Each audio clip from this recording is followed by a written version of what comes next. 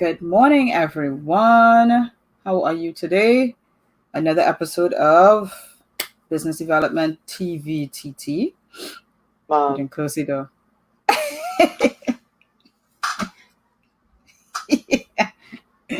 Yes, you forgot He's to put coming your in to sign. tell me good morning. So, Oh, yes, it is holidays, and so you allow him to wake up a little later. I forgot to put my in studio sign up. in Anyway, studio side. Yeah, so we are hello here live. everyone. We're Rejection here, WSI, Trinidad Tobago digital marketing strategist.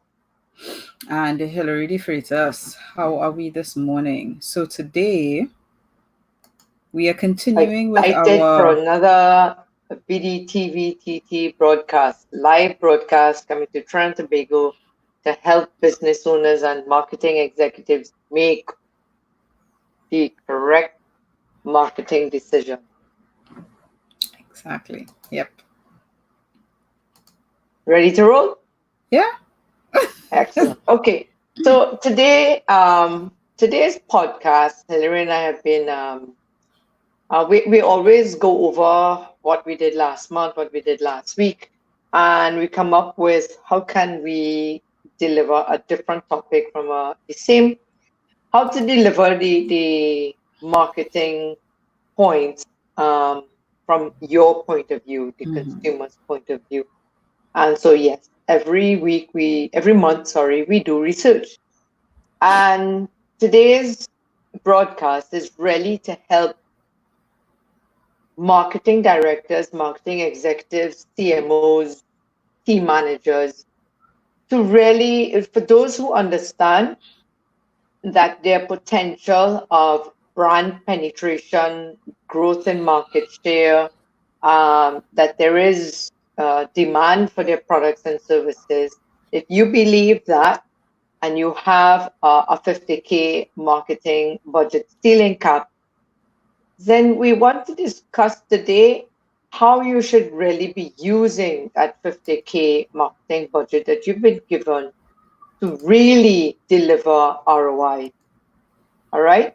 Now, think about it. Hillary and I have been working in international borders for the last 3-4 months, and we want to share with you some things that we've discovered. Now, marketing can be considered coming up with your jingle, your marketing campaign, and you get the agency to go to work to deliver your idea, and you run with it. Okay, so we've seen examples in Trinidad and Tobago do this. So the examples are Hilo's example, and I have to say Hilo because I have no idea what Massey did to launch their Massey campaign for their supermarkets, other than they changed the sign. Yes. So for Hilo, The nation's way favorite back food when, style. the slogan was Hilo, the nation's favorite food store. All right, I remember that. I mean, I still don't remember ask it. me what year it was. I don't know, but yeah, it stuck. So anybody say Hilo, and I'll say yeah, the nation's favorite food store. Did it make me go in to Hilo and buy? I mean, not really, because if I didn't need groceries, I wouldn't go. Tatil, a couple years ago, they came out with this campaign of Tatil, where people are people. I don't know if it worked. Once or twice, I did buy insurance from Tatil. I always used to, while the campaign was going on, I always used to ask people, so who's your insurance? And when they said Tatil, I was like, well, are people like people? Do they treat you like people? They're like, nah, hasn't changed. So, and then the other example is Coca-Cola. Coca-Cola is an international brand. And their strategy is going after the next generation, making sure that they stay connected to the next generation. And so they are always and constantly changing. their last campaign, which is kind of currently going, is about open happiness. All right. Um, and why does it work for them? Because they're still using it. All right. Because a company like Coca-Cola, if that campaign is still working, they stick with it. All right. Mm-hmm. Then Mm-hmm. somebody might come up with a fantastic idea, like I think it was the Coke Zero, or the new line of Coke, Yes. and it completely bombed, and And they it went just back came off to, the market. No yeah. biggie. But guess Mm-hmm. what? Do you have a huge a huge marketing budget like Coca-Cola to throw at the world and to test to see if it's going to work, if it's not going to work? Um, Now, so to me, we have to, as a brand manager, as a supervisor of a marketing team, the big question really falls in the area of, you know, what is my style? Who are the people that I'm serving? What are they currently? What is their perception of my brand? Do they have a perception? So that's really where the research begins. You have to begin in research. Yes, you're still in existence, and definitely applaud that. Yes, you have 200 clients plus. You have 50 new customers coming in. You know, whether you're B2B or B2C, it really doesn't matter. So if you're a B2C, definitely add two zeros onto that. Those figures that I'm talking about of the 200 repeated clients. Um, and in today's day, when COVID, knocked the pillars from under us, the big question that most companies realized and they could not answer, or they realized that the answer was no. The question was, do you have a list of the emails of your regular customers? Customers. Most Mm-hmm. of us did not. All right. Mm-hmm. And so, therefore, when COVID happened, there was no connection between you, the brand, and your customers. You had to wait till you met your customer in a parking lot. Now, how many times is that gonna is that enough to sustain your business? Is really the No. big question.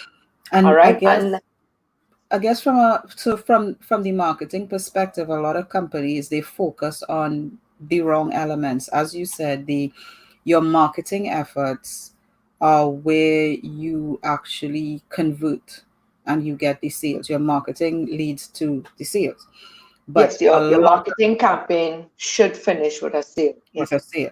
So it should not just be about your logo, your vision statement, the tagline, where title where people are people. I mean, you talking about Hilo, the nation's favorite food store, and every time I walk into Massey now, I still sing Hilo, the nation's favorite food store. No, not that I'm walking in, but I'm driving curbside, but it's still there, right? I go in. I go in.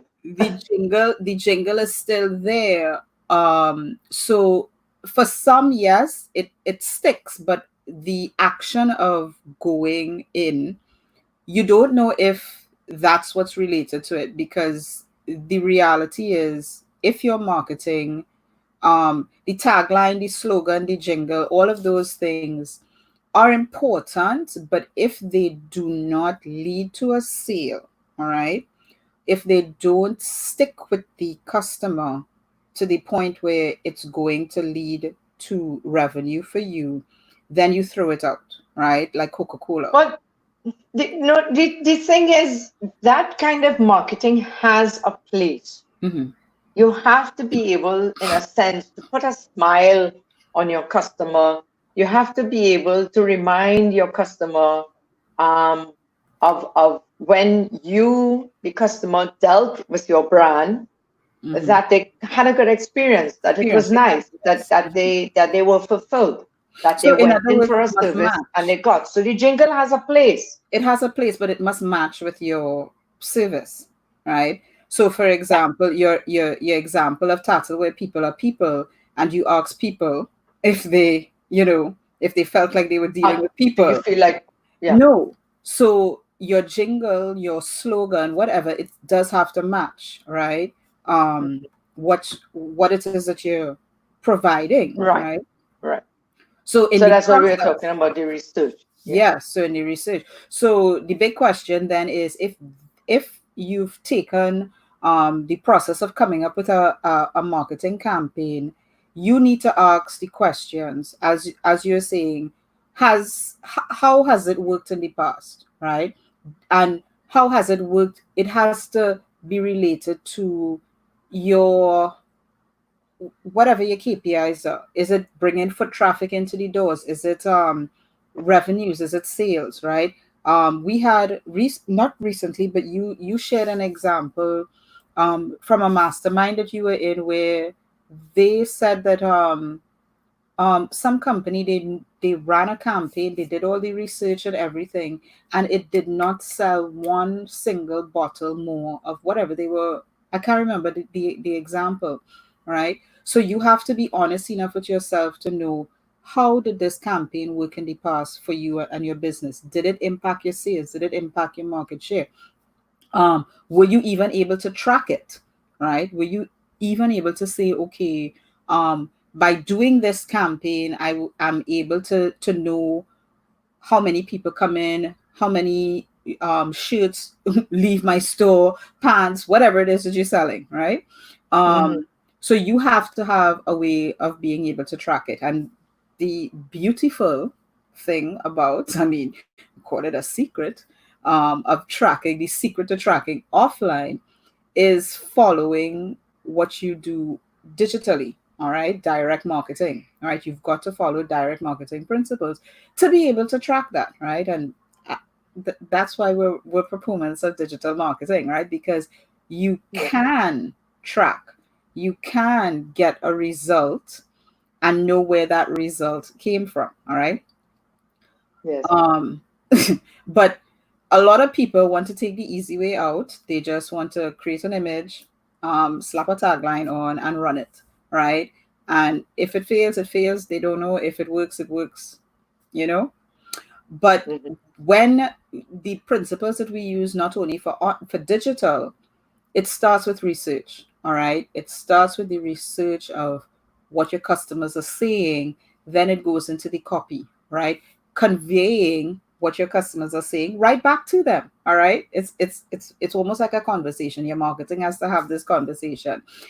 You must give them a reason to buy.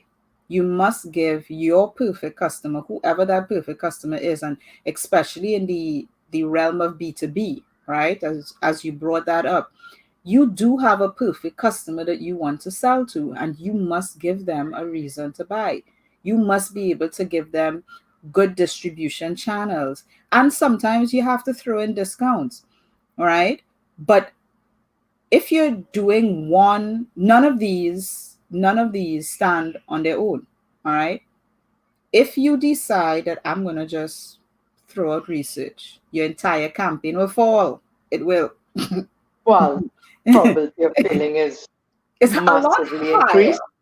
It's increased.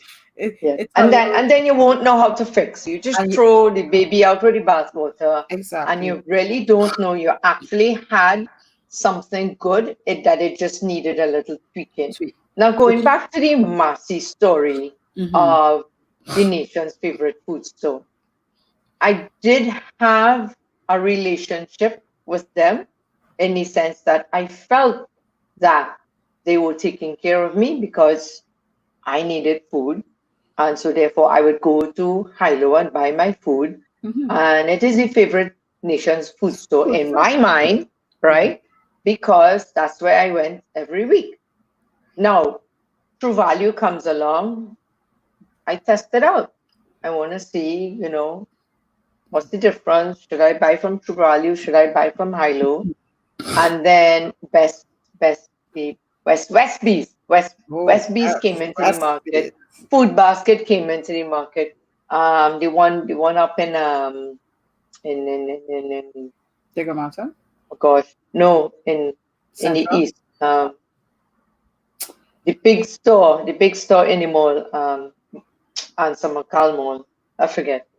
Anyway, when they came in, I had a big family, so I am in search for better service, faster service, um, and yeah, good prices. Okay, I want to be able to have a basket of goods where the ooh, that economic term, where the increase, the value of the basket is the same, but the quantity of products in my basket remains it is actually declining. Um, Inflation. Oh my gosh, inflation. Inflation causes the value of the products to go up, but Mhm. then I have to choose which products are the essential products. And the head of a growing family, growing in terms of size as well as numbers, you have to watch your basket. You have Mhm. to watch your basket value. Yeah. All right. So, how does a marketing campaign that makes people happy that I participate in your service make me come back again? It's where the customer services. It's where the ease of returning a product. Like, for instance, if I buy a product and it has a hole in it, um, can I go back to Massey and return my product? Um, I give up on that story because I've tried on many occasions, and every time it was a different reason why they couldn't take the product back. So I just like, you buy something and you need to take it back. I just forget the story. I don't even bother anymore. Mhm. Okay, because the process to go through returning an item is just too much. But that's how Trinidad and Tobago is. That's how we always do stuff. You buy something, um, getting it or to being able to return is just not an easy Easy process. process, yes. But say what? That's another story. So anyway, what the point is competition. The reality of doing business is competition. People are always new businesses are always popping up. New competition is always popping up. It is what it is. All right. Can you face competition? There is no. I remember listening to a B Mobile manager when Digicel entered the marketplace, and they kept swearing there is no way that Digi could come in here because this country is a B Mobile country. And guess what? They came in and took the market share. So anyway, it is what it is. Competition is competition. All you need to do is just accept the fact and prepare for the competition. Now, marketing is one thing, customer service is another thing. Ease of purchase is also very important. Okay, so those three things need to be taken into consideration, and also understand that in today's digital world, what changes the competition playing field is the fact that the consumer is in control. The more choices a consumer has, the more control the consumer exerts on the marketplace. Yes. So my point in the yes, you're an existing company. My point in terms of you have 200, 2,000, 2 million repeat customers every month. It does not mean that you're going to be in existence next year or next quarter, because with this COVID stuff that happened, we're not out of the woods yet. Most of us, the reality most of us are facing is that we're not out of the woods yet. You need to figure out how you're going to market using promises that you can deliver and following up with good customer service, following up with not losing in the process of delivering your product to your customer, and facing the reality is that the more you do sales in the e-commerce world, what and how are your consumers going to return products if they got the wrong product, or they got the wrong color, or oops, I meant to say shoes and not socks. So if the consumer says, oh, I meant to buy shoes, but I clicked on the socks instead, can I return the socks? You have to consider it. What are you going to do? How are you going to make it easy for the consumer to return their goods? And because when you do that, I'm not telling you that that's what you have to do. I'm just saying you have to consider it and you have to figure out how you're going to do it. Yes, okay? Exactly. So so that's the points there. So going back to how should you market? You could decide if you're going to follow Coca-Cola's style of marketing, or you could follow doing as Hillary said, working on your logo, your jingle, your slogan, your tagline, and your vision statement, and getting your employees to buy into your vision statement. And then you have to get your employees to get their friends and family to buy into your vision statement. You could decide to do marketing like that, or you could go the route of truly trying to figure out what your best customer, what brings back your best Your best customer customer. when they come back, Yeah. and try to build your marketing campaign on that. Yeah. Try And to that's build your your customer research. service on that. Mhm. And that's what we mean by doing your The research. research. Research could be complicated. You could stand up at the door and ask every customer to fill out 5 questions or 10 or 15 questions. Or just get Or your you could email address go and then send them a survey. online and send them an email survey. Yeah, Problem with exactly. that is most people don't do the survey. Just a reality. Yeah. Gotta face the So realities. So what are we left with? What are we left with in terms of building a successful digital marketing campaign in 2020 with the COVID, and following best practices in digital marketing? You have to get, first thing is you have to get all your team members. If your team members are a complete department, like you have a fulfillment department, you have a customer service department, you have a HR department, you have a delivery department, you have a sales department, you have a marketing department. Everybody should be on board in terms of what the new strategies are. And when the campaign goes out, the marketing campaign goes out, everybody needs to be alert in terms of what's working and what's not working in the area. And that's when you get the whole company rising and you get ROI coming back to your marketing campaign. Because you're going out and you're promising your customer this. You need to make sure that your customer service delivers what you promise. You need to make sure that you're, like for Tattali policy, I'm sure that the simple thing was paying on claims, or yeah, anyway, let's not go there. Forget that. touchy subject. So from a marketing point of view, and knowing that the consumer's perception of your brand is where you need to be going in terms of building a great online digital marketing online presence.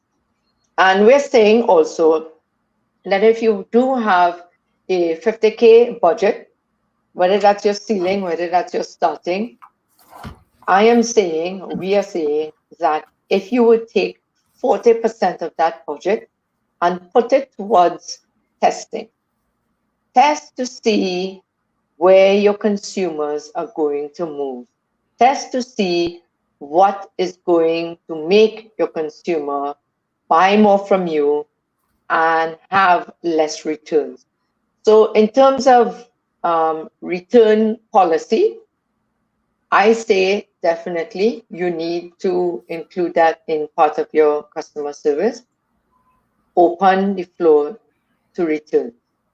And then, of course, you need to measure if this particular person named Harry Carpet returns 50% of his products, then I would just choose not to sell Harry Carpet anymore. No.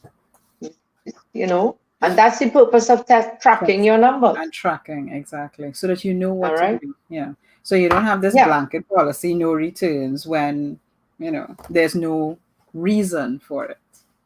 Yeah. And yeah, it cannot, when every time somebody says that blanket policy, I think of my poor child who back in school when she was in school in a class of 40, and every time somebody or two people did something, the whole class got punished. Yes. I mean, that blanket policy is just ridiculous. The teacher just needs to figure out who the perpetrator was. And you can't find out, Mm-hmm. You just have to become detectives. That's all. And do the research. So what are you going to do with that 40% of that 50K marketing budget that you are in control of? That 40% should be strictly put towards testing. And what should you be testing? You should be testing and putting out and testing. And when should that campaign go to, I would say, the printing stage? When that campaign brings in a positive ROI. So say, for instance, you're a shoe store, or let's say you sell lamps, okay? And I would want to test for lamps, I would want to test by adding more images to my e-commerce website. And then I would like to test doing a campaign on ceiling lights, doing a campaign from the point of view of saving electricity, because that's what the new LED is going to do, right? Serious savings on the number of kilowatts on your electricity bill every 2 months. That's what you test. You have to go small. Okay? Test it, test it, test it, tweak it, add more. And in terms of your marketing budget, it must be matched with the 3 points. In terms of, yes, you have to have some level of information at the physical store. You must have how you would say, a campaign of social media, as well as a campaign of advertising. And when the 3 goes together, and make sure you have a basket. What are you going to do with the basket? You're going to collect names. Yes. All right? Because not everybody, those numbers still work. That 10% of the person who sees your ad still exists. It's still real. It's still a true number. Only 10% of the people who actually see your ad right now will actually take action right now to buy from you. So that's why marketing people in the digital age always talk about remarketing. 60% of your sales come from remarketing. Did I leave anything out, Hilary? No, I think that's it. We covered everything. Excellent. All right. Okay, so next week we are going to continue with how to build an awesome brand in the digital age and in COVID era. It is possible. You just got to get small to a specific, get real with marketing. It's not what the boss wants. It's test what the boss wants. Yeah. Think about it that way. Yeah. All right. That's what the boss wants with the consumers who are actually going to buy your products. Exactly. Exactly. Say, boss man, yes, yes, boss woman, I will do what you're telling me to do, but can I test it against what we think might work? Is that possible? Hmm. Take it yes, then oh, glory to you. And you will have a very good, you'll have fun. You actually put more fun Exactly. into your work, because then you enjoy doing your marketing, because you see the numbers growing, etc., etc. Likes and views are great, but when that person buys from you, either online or in a physical store, um, that's the true test, the true ROI of a marketing campaign, whether offline or digital. Or digital. Yeah. All right. We're gonna have a guest next week, sharing her perspective on how to build an awesome brand in the digital age. So I thank you again for coming here. If you have any questions, if what we've said here today raises any questions on your part, feel free to drop your comment question in our private message or public. Yeah, it's your choice, no problem. Yeah. We'll be here to answer it. All right. See you next week. Same time. Same channel. Excellent. Bye, Bye everyone. now.